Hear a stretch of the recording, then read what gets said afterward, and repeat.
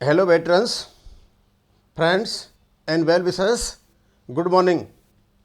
आज मैं आपको बताना चाहूँगा लीगल नोटिस का जवाब आने का आज आखिरी दिन है।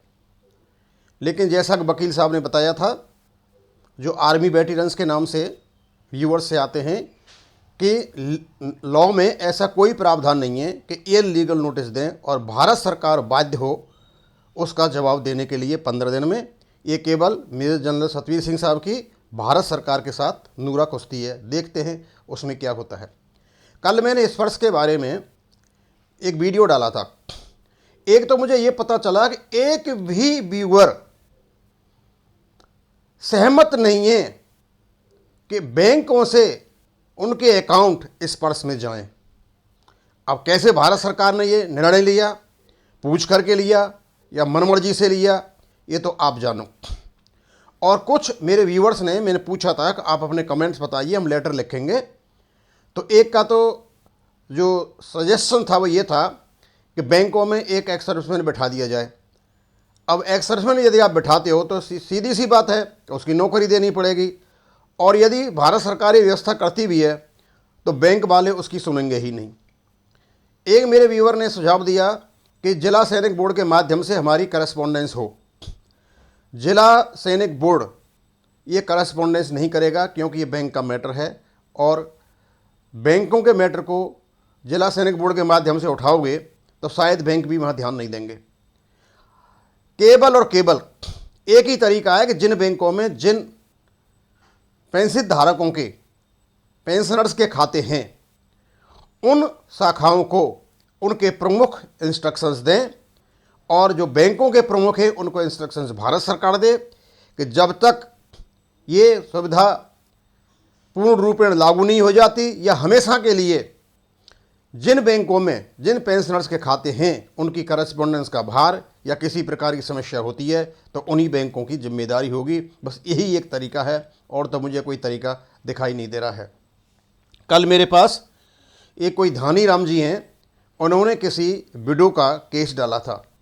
उन्होंने कहा था कि वो लेडी लिखती हैं, मेरा नाम बेगा देवी है, रिकॉर्ड में मेरा नाम बेगा देवी है और आर्मी के रिकॉर्ड में बेगम देवी है। पति की मृत्यु 5 मई 2022 को हो गई। पेंशन शुरू नहीं हुई है, उम्र है 75 वर्ष। ये बहुत ही टिपिकल केस है आपका। एक तो यह है कि हमारा जो डॉक्यूमेंट है उनको हम सही कराने का काम एक तो अपने वहाँ रिकॉर्ड ऑफिस से करा सकते हैं जहाँ पेंशनर ने सर्विस की है, कि अब उनकी मृत्यु हो चुकी है। तो मैंने देखा था कि जब मैं गया जिला सैनिक बोर्ड भरतपुर में तो वहाँ देखा था कि पेंशनर जब तक जिंदा है तब तक तो आप कुछ भी अमेंडमेंट करा सकते हो, उसके बाद अमेंडमेंट कराना एक टेढ़ी खीर है। लेकिन फिर भी आप जिला सैनिक बोर्ड जाइए, वो आपको सलाह देंगे। दूसरा विकल्प ये है कि आप देखिए कि क्या आप अपने आधार कार्ड और पैन कार्ड इनमें अपनी डिटेल चेंज करा सकते हो तो फिर आपके आर्मी रिकॉर्ड से ऑटोमेटिक मिल जाएंगे। तीसरा ये है कि आप बैंकों से ही पूछें कि हम क्या करें जिससे ये आपको सहूलियत हो कि हमारी पेंशन शुरू हो जाए, और उस सहूलियत को लेने के लिए उनसे पूछें कि क्या हम जो जिला मजिस्ट्रेट साहब हैं उनसे लेकर के एफिडेविट आपको दें, जिससे ये बता दें कि ये बेगम देवी और बेगा देवी एक ही नाम है। तो इस काम के लिए आप कोर्ट में जाएं और किसी ऐसे वकील से बात करें जो जानकार हो, एक्सपीरियंस्ड हो। कुछ वकील ऐसे भी मिलेंगे कि केवल आपको गुमराह करेंगे, पैसे लेंगे और आपका काम नहीं हो पाएगा। या फिर वहाँ जाकर के जिला कलेक्टर में ही एप्लीकेशन दीजिए कि हमारा ऐसे ऐसे पेंशन रखा हुआ है, 75 साल मेरी उम्र है, वहाँ बेगम देवी है, इसकी इंक्वायरी करा करके हमें एक सर्टिफिकेट इश्यू किया जाए जिससे हमारी पेंशन शुरू हो जाए। क्योंकि रिकॉर्ड में तो पार्ट 2 होना बड़ा मुश्किल है, लेकिन फिर भी आप जिला सैनिक बोर्ड जाइए, यदि वो आपकी कोई सहायता कर सकते हैं तो देख लेंगे। मेरे सामने अभी एक ये लगा हुआ है जिला सैनिक बोर्ड भरतपुर राजस्थान। मेरा कुछ काम था जिला सैनिक बोर्ड में, ये मेरे साथ भी हुआ था। मेरी मिसेज का नाम भी चेंज था, कुमारी और देवी नाम था, और डेट ऑफ बर्थ में चेंज था। मुझे 2-3 महीने चक्कर लगाने पड़े। पहली बार गया तो पता चला कि वहाँ न्यूज़पेपर में निकलवाना है, और न्यूज़पेपर में निकलवाने के बाद उसके बाद मैंने वहाँ भेजा, मेरा DO2 हुआ, क्योंकि मैं ज़िंदा था इसलिए हो गया, अदरवाइज वहाँ नहीं होता। वहाँ जो उनके बोर्ड लगे हुए हैं वहाँ लिखा हुआ है पेंशनर के जिंदा रहते हो तो आप कोई चेंज करा सकते हो, बाद में कराना बड़ा मुश्किल है। तो वहाँ मैंने देखा जिला सैनिक बोर्ड भरतपुर राजस्थान में इतने सारे बोर्ड लगे हुए हैं, सुंदर सुंदर बोर्ड बना रखे हैं। मैं भी वहाँ से इसको फ़ोटो कॉपी करके लाया, कापी लाया। मैं सोचा ये तो बड़ी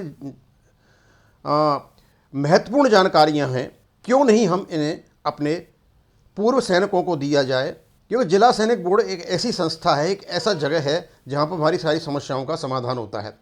तो पहला ये बोर्ड है जो मैंने वहाँ से इसको फ़ोटो कॉपी किया और फ़ोटो कॉपी करके मैं इसको आप तक पहुँचा रहा हूँ। पहला है बिजली प्रमाण पत्र हेतु दस्तावेज। बिजली प्रमाण पत्र हेतु दस्तावेज का मतलब है कि आप जब कृषि बिल के लिए कोई आप कनेक्शन लेते हो तो उसके लिए बड़े चक्कर लगाने पड़ते हैं। ये और स्टेट्स का तो मुझे पता नहीं है, राजस्थान में बहुत लंबा चक्कर लगाना पड़ता है।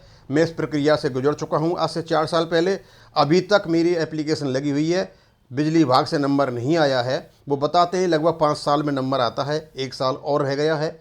हो सकता है कई स्टेट्स में साथ साथ मिल जाते हो, लेकिन वहाँ काफ़ी टाइम लगता है। तो यदि आप कृषि कनेक्शन के लिए आप जिला सैनिक बोर्ड के माध्यम से आप अपनी एप्लीकेशन लगाना चाहते हो तो आपको दस्तावेज वास्ते एक तो आवेदन पत्र देना पड़ेगा। आप नॉर्मल आवेदन पत्र लिख लो कि मैं एक्सर्समैन हूँ, ये मेरा नंबर है, मैं यहाँ का रहने वाला हूँ और मुझे अपनी कृषि के लिए बिजली का कनेक्शन चाहिए, और ओरिजिनल डिस्चार्ज बुक लेकर के आप जाएं वहाँ पे, ये आपका वेरिफिकेशन हो जाएगा जिला सैनिक बोर्ड में। और ज़मीन का जमाबंदी की नकल, तीसरी है आपकी जो जमाबंदी की नकल है वो आप लेकर के जाएं, और आधार कार्ड की फ़ोटोकॉपी। ये सारी कॉपी जब लेकर के जाओगे तो आपको जिला सैनिक बोर्ड एक सर्टिफिकेट देगा। उस सर्टिफिकेट को लेकर के आप जो बिजली विभाग है उसमें जाएं, उनका आवेदन करें, वहाँ पे साथ में सर्टिफिकेट की फ़ोटोकॉपी लगा दें, और ओरिजिनल तो आपके पास ही रहेगी और आपका कनेक्शन के लिए अप्लाई हो जाएगा। तो आपका जो नंबर आएगा वरीयता देते हुए उन लोगों से पहले आएगा जो आपसे पहले लगे हुए हैं। उसके बाद है आपका आश्रित प्रमाण पत्र हेतु दस्तावेज।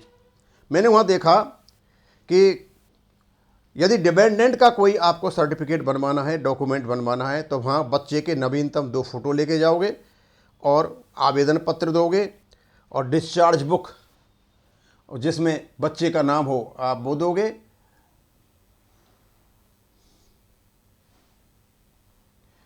जिसमें आपका डिस्चार्ज बुक बच्चे का नाम होना चाहिए, और आधार कार्ड की फ़ोटोकॉपी, ये आप उसमें लगाओगे और आश्रित का प्रमाण पत्र के लिए आप अप्लाई कर दोगे। और तीसरा बहुत ही इंपॉर्टेंट है, डुप्लीकेट सर्विस पर्टिकुलर हेतु। आपकी जो पेंशन बुक है गुम हो गई, डिस्चार्ज बुक गुम हो गई, अब आप क्या करोगे? विकल्प तो सभी के हैं, बस आपके पास इन सब समस्याओं का समाधान एक ही है, आप जिला सैनिक बोर्ड जाएं।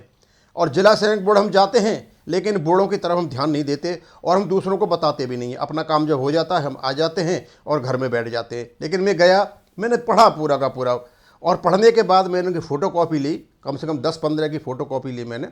देन आई आस्क्ड द जो जिला सैनिक अधिकारी थे वहाँ पर, कर्नल साहब थे, कर्नल शर्मा साहब, मैंने पूछा सर मैंने इनकी फ़ोटो ले ली है, तो आपको कोई ऑब्जेक्शन तो नहीं है? इसको हम वीडियो में डाल दे। बोल नहीं, मेरे कोई ऑब्जेक्शन नहीं है, हमारी तो पब्लिसिटी होगी।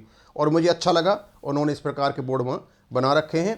अब क्योंकि ये थोड़ा सा टेढ़ा दिखाई दे रहा है, अब मैं इसी प्रकार उसको वहाँ से ले पाया मेरे मोबाइल में, और तो उसी प्रकार मैंने यहाँ पर यह डाल दिया है। और वैसे ये जिला सैनिक बोर्ड भरतपुर राजस्थान का है। अब है आपका डुप्लीकेट सर्विस पर्टिकुलर हेतु।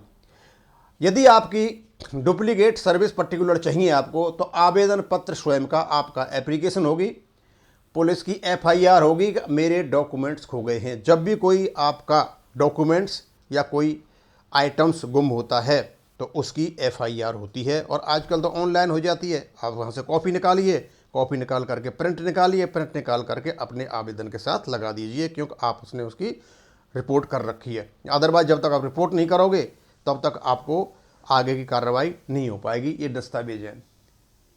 तो उसके बाद आप ये लेने के बाद जॉइंट फोटो रंगीन दो आपके जॉइंट मतलब स्पाउस और वो पेंशनर हैं, उन दोनों का एक जॉइंट फोटो होगा, और दोनों की रंगीन फोटोकॉपी होंगी, ये वाली। नेक्स्ट है सिंगल फोटो रंगीन 2। पेंशनर की 2 रंगीन फ़ोटो होंगी, वो भी आपको ले जानी होंगे।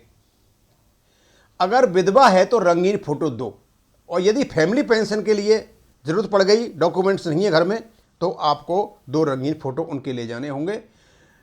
फ़ोटो के पीछे की तरफ सरपंच द्वारा प्रस्ताव प्रमाणित। आप जिस फोटो को लेके जा रहे हो, चाहे स्पाउस लेके जा रहा है पेंशनर, उसको आप पीछे से प्रमाणित कराओगे सरपंच के द्वारा कि हाँ ये आपका ही फोटो है। और आधार कार्ड की फ़ोटोकॉपी और आधार कार्ड की फ़ोटोकॉपी आप उसमें लगाओगे। और इस प्रक्रिया को लेकर के आप जिला सैनिक बोर्ड जाओगे। जिला बोर्ड सैनिक जा करके आपकी आगे की प्रक्रिया वो करेंगे। आपको सारे डॉक्यूमेंट में हो गए हैं, और आगे की प्रक्रिया पूरी करके आपके जो डुप्लीकेट सर्विस पर्टिकुलर्स हेतु आपकी या तो डिस्चार्ज बुक गुम हो गई है या आपकी पेंशन बुक गुम हो गई है, वो आपको मिल जाएगा। हो सकता है आपका आइडेंटिटी कार्ड भी गुम हो गए हो, मुझे नहीं मिल पा रहा हो। तो ये सारी की सारी प्रक्रिया मैं आपको इसलिए बता रहा हूँ क्योंकि अब तक हम अभी OROP पर भी लगे हुए हैं। अकेली OROP नहीं है हमारे वेलफेयर की चीज़ें, बहुत सी सारी चीज़ें हैं। अब यहाँ देखो, बिजली प्रमाण पत्र हेतु दस्तावेज बहुत इम्पॉर्टेंट है। हम सभी लगभग ग्रामीण इलाके से आते हैं, हम सब किसानों के बच्चे हैं। स्वाभाविक सी बात है, हमें कृषि बिल के लिए, कृषि कनेक्शन के लिए कनेक्शन चाहिए, तो नंबर जल्दी आता नहीं है। तो वहाँ एक सुविधा दे रखी है कि आपको जो जिस हिसाब से सैनिकों को सुविधा दे रखी है, रियायत देकर उस हिसाब से आपको ये जल्दी मिल जाएगा। और दूसरा आश्रित प्रमाण पत्र, आपको डिपेंडेंट्स का प्रमाण पत्र चाहिए तो वो भी आपको यहाँ से मिल जाएगा। और डुप्लीकेट सर्विस पर्टिकुलर हेतु, और यदि इस प्रकार की कोई आपकी ये गुम हो गई है तो वो भी आपको वहाँ से मिल जाएगी। तो मैं आपको बताना चाहता हूँ कि ये जो मैं आपको दे रहा हूँ जानकारी, और भी जानकारी वहाँ की कई प्रकार की बढ़िया बढ़िया जानकारी हैं, मैं आपको बताता रहूँगा। और दूसरा ये धनीराम जी हैं, मैं आपको बताऊँगा। धनीराम जी, मैंने इसके बारे में जो आपका रिकॉर्ड की जो डिटेल्स हैं उसको आपके व्यक्तिगत रिकॉर्ड से मेल करने के लिए ऑलरेडी एक वीडियो बना रखा है, उसमें सारी प्रक्रियाएं दे रखी हैं। और आप उसके लिए जिला सैनिक बोर्ड जाएं या आप बैंक से पूछें कि आपको क्या चाहिए। क्या हम आपको जो एफिडेविट है प्रॉपरली और duly signed by the magistrate वो दे दें, या फिर आप कोर्ट में जाएं, वकील से पूछें कि ये प्रॉब्लम आ रही है। और को आपका DO पार्ट 2 होना तो मुश्किल है, क्योंकि DO पार्ट 2 में जो आपके हस्बैंड वहाँ दे करके चले गए हैं उसमें अमेंडमेंट करना अब उनकी मृत्यु के बाद काफ़ी मुश्किल होगा। तो बेटर यही है, आप अपने इन दोनों चीज़ों को मिलाएं, आपके जो व्यक्तिगत पर्टिकुलर्स हैं उनको मिलाएं, या फिर आप एप्लीकेशन कलेक्टर साहब को दे दें और वहाँ इंक्वायरी कराएं। इंक्वायरी कर लें, हम उनकी वाइफ हैं तो इंक्वायरी करा सकते हैं अपने लेवल से, सारी इंक्वायरियाँ हो जाती हैं, उसके बाद वो समस्या का समाधान हो सकता है। तो मैं इसको यही ख़त्म करूँगा। थैंक यू, धन्यवाद।